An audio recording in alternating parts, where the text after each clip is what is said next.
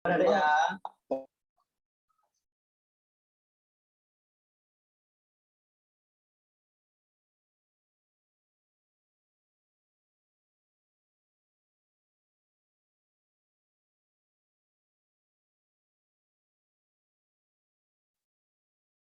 Assalamualaikum warahmatullahi wabarakatuh.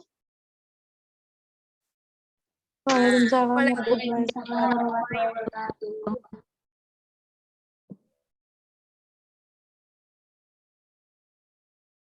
Oh ya, sebelumnya perkenalkan saya Anita Dwi Wahyuni dari Universitas Muhammadiyah Semarang yang melakukan pertukaran pelajar di Universitas Maliku Saleh Aceh. Nah, di sini saya melakukan kontribusi sosial dengan mengenalkan permainan cublak-cublak suweng dari Jawa Tengah. Nah, ini tugas untuk modul Nusantara. Ya, di sini ada yang tahu itu permainan cublak-cublak suweng nggak? Saya tahu. Ya, gimana Mas? Saya tahu. Tahu. Ya, salah satu. Gimana? Ayo Mas Fahri, Salma gimana? aja, Salma aja, nggak apa. Oh ya, Mbak Salma, monggo. Gimana Mbak permainan cublak-cublak suweng itu yang Mbak Salma ketahui? Itu adalah permainan yang ada biduknya. Nanti kita menyanyi. Ya. Setiap orang mengajukan tangan gitu kan. Terus Ya. muter di lagu itu, biduknya nanti muter sesuai arahan lagu. Nanti ketika berhenti, biduknya itu disembunyikan dari yang menutup mata. Ya, betul. Nah, jadi untuk permainan cublak-cublak suweng ini, itu permainannya salah satu anak itu ada yang telungkup sujud buat dijadiin kayak meja gitu. Nah, di sini masih ingat dolanan saat kita masih kecil dan biasanya dilakukan pas terang bulan ini. Jadi permainan ini dilakukan waktu terang bulan, waktu bulan purnama biasanya. Beberapa anak ikut bermain, satu anak duduk telungkup seperti posisi sujud dan memejamkan matanya, sementara anak-anak lainnya yang tadi gambarnya itu duduk mengitarinya, lalu tangan anak-anak tersebut dalam posisi menengadah, menunggu giliran sebuah batu kerikil yang nanti akan jatuh dalam salah satu genggaman tangan seorang anak. Sambil menggilir batu tersebut, anak-anak menyanyikan lagu Cublak-Cublak Suweng. Nah, di sini ada liriknya. Mungkin Mbak Eca bisa menyanyikan lagunya. Tapi agak sedikit nggak hafal. Oh iya, Mbak. Nggak apa-apa, dicoba aja Mbak dulu. Cublak-cublak suweng, suweng Tinggal dimakan. mambu ketubuh tak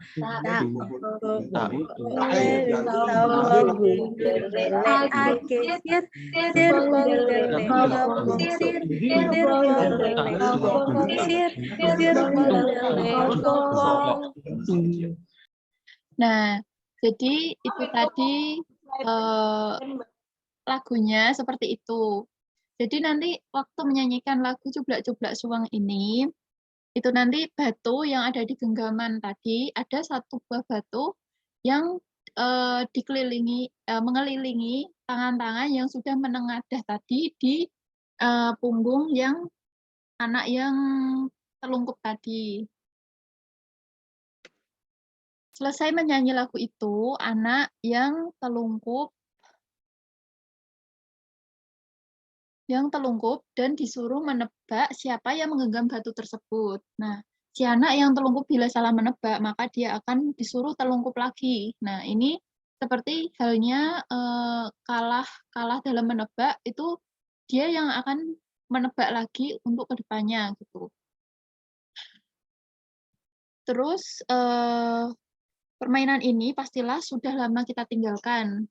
Pasti itu permainan yang waktu kecil kita sering mainkan. Nah, namun tanpa kita sadari sampai kita dewasa pun kita masih melakukan permainan ini. Kadang yang masih gabut, yang masih kayak belum apa ya, belum bisa move on dari permainan ini, mungkin dari Mbak Eca contohnya.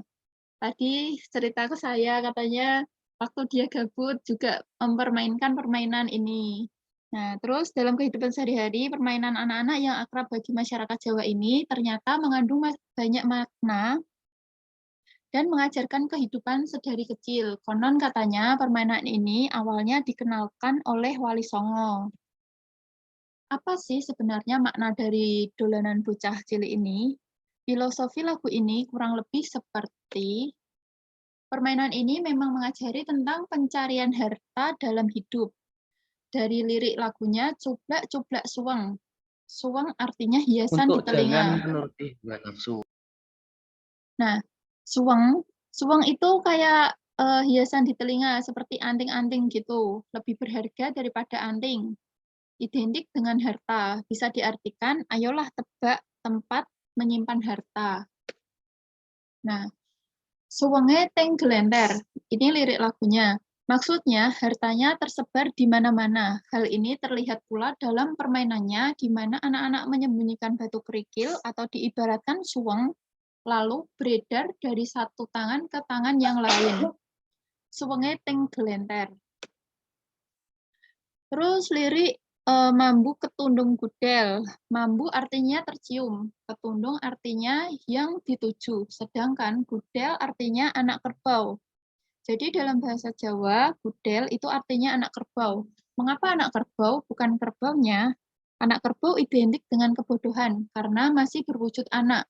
Jadi yang berwujud anak itu masih diidentikan dengan kebodohan gitu, yang belum matang alias belum tahu apa-apa.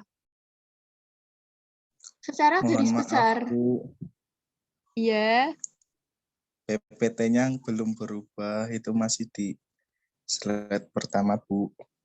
oh iya, Iya, maaf. Jadi ini udah kelihatan? Sampun. Sudah, Bu. Ya, Bu. Ini sudah kelihatan? Sampun. Sampun, Bu. Nah, ini yang slide kedua. Terus ini yang slide lirik tadi, cublak-cublak suweng.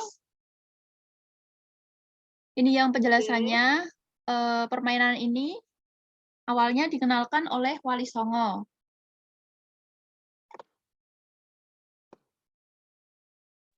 Terus, apa sebenarnya makna dari dolanan bocah cilik ini? Filosofi dari lagu ini kurang lebih seperti ini. Permainan ini memang mengajari tentang pencarian harta dalam hidup. Dari lirik lagunya, cublak-cublak suweng. Suweng artinya hiasan di telinga, lebih berharga daripada anting. Anting yang biasanya digunakan oleh perempuan-perempuan itu di telinga. Nah, identik dengan harta kan? Nah, bisa diartikan, ayolah tebak tempat mana menyimpan harta. Terus untuk lirik yang pertama, lirik lagu yang pertama tadi, suwenge teng gelenter, maksudnya hartanya tersebar di mana-mana. Hal ini terlihat pula dalam permainannya di mana anak-anak menyembunyikan batu kerikil atau diibaratkan suweng, lalu beredar dari satu tangan ke tangan yang lainnya. Suwenge teng gelenter. Nah, lirik lagu selanjutnya yaitu Mambu Ketundung Gudel, yang artinya mambu itu tercium, ketundung artinya yang dituju, sedangkan gudel artinya anak kerbau. Nah, dalam bahasa Jawa itu gudel artinya anak kerbau. Mengapa anak kerbau? Bukan kerbaunya. Anak kerbau identik dengan kebodohan karena masih berwujud anak yang belum matang alias belum tahu apa-apa. Nah, secara garis besar, kabar tentang tempat harta ini mudah tercium atau tersiar oleh orang-orang bodoh. Lirik yang selanjutnya yaitu Pak Gembo Lera-lerek. Pak Gembo melirik-lirik atau mencarinya. Pak Gembo digambarkan sebagai kebalikan dari gudel yang masih berwujud anak. Makanya menggunakan kata awalan Pak. Pak Gempo adalah sosok manusia yang telah dewasa dan berusaha mencari harta atau suweng tadi. Pak Gempo diwujudkan sebagai manusia yang berakal, beda dengan Budel yang hanya anak hewan yang identik dengan kebodohan. Sehingga dianggap Pak Gempo bisa mencari harta tersebut.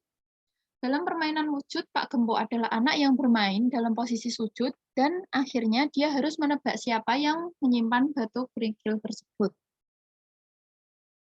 Nah, selanjutnya lirik lagunya Sopong Guyu Ndelikake. Siapa yang tertawa pasti menyembunyikan. Di permainannya, kita tahu bahwa anak-anak yang lain yang tidak telungkup pasti tertawa saat anak yang telungkup berusaha menebak siapa yang menyimpan batu kerikilnya.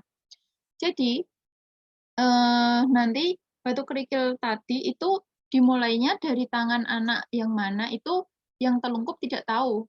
Nah, jadi permainannya diputar ke tangan-tangan, ke pindah-pindah tangan, sampai lagunya selesai. Setelah selesai, nanti ada yang menggenggam salah satu kerikil tadi, terus ditebak siapa yang menyimpan. Nah, yang menebak tadi diibaratkan Pak Gemponya. Untuk slide selanjutnya yaitu Sir Sirpong Dele Kopong. Di dalam hati nurani yang kosong, suatu petunjuk bagi yang ingin mencari harta atau menebak di permainan bahwa untuk mencari pelakunya, gunakanlah hati nurani. Nah, di sini diajarkan Sir Sirpong Dele Kopong. Jadi, untuk mencari atau menebak sesuatu, kita harus menggunakan hati nurani. Jangan menggunakan keserakahan, gitu. Terus, bisa ditafsirkan secara garis besar, makna dari lagu dan permainan ini adalah sebagai berikut. Kita sebagai manusia biasa yang tercipta dari tanah, makanya dalam permainan seorang anak harus telungkup mencium tanah seolah sedang sujud. Di saat sholat, kita juga sujud kan, berarti ini juga mengimplementasikan bahwa kita tercipta dari tanah. Hanya manusia biasa yang tak tahu apa-apa. Namun, manusia tetap ada hasrat nafsu sebagaimana Nabi Adam dikeluarkan dari surga karena mencium wanita. Manusia mempunyai hasrat nafsu, harta, tahta, dan wanita. Dalam lagu daerah ini, manusia tetap memenuhi hasratnya untuk mencari harta. Atau yang disebut tadi, diibaratkan cublak-cublak suweng. Namun, harta tercecer di mana-mana dan semua orang pasti menginginkannya. Begitu mudahnya tercium bau harta sampai orang tak berilmu pun tahu. Kita tahu bahwa setiap hari ada maling, copet, koruptor yang mengincar harta. Zaman sekarang istilah koruptor identik dengan tikus, yang sama saja binatang atau budel dalam lagu ini. Berarti zaman lagu dan permainan ini ditemukan sudah diajarkan kepada masyarakat bahwa kita harus was-was akan bahaya koruptor. Nah, ini untuk slide terakhir, dan kita tahu tampang para koruptor seperti apa. Biasanya mereka selalu senyum mesem-mesem dalam lagu tersebut bisa tertulis Sopong Guyu Ndelikake. Nah, itu selalu senyum mesem-mesem. Lihatlah tampangnya para koruptor yang tetap saja nyengir meskipun sudah dipanggil KPK. Cara terbaik untuk mencari harta adalah dengan hati nurani yang bersih. Tidak dipengaruhi hawa nafsu dan sebagainya. Dengan hati nurani akan lebih mudah menemukannya, tidak tersesat. Nah, dari yang dapat kita simpulkan itu, dalam mencari harta itu kita tidak boleh menggunakan rasa keserakahan. Jadi, gunakanlah hati nurani. Kalau tidak ada hati nurani, maka akhir dari pekerjaan atau jabatan mereka itu akan seperti yang sudah tertangkap di KPK tersebut. Walaupun sudah tertangkap, mereka tetap bisa senyum dan hilang rasa malunya. Jadi cukup sekian dari saya. Apabila ada kesalahan, saya mohon maaf. Wassalamualaikum warahmatullahi wabarakatuh. Waalaikumsalam warahmatullahi wabarakatuh. Waalaikumsalam warahmatullahi wabarakatuh. Terima kasih, Bu. Sama-sama. Terima kasih juga.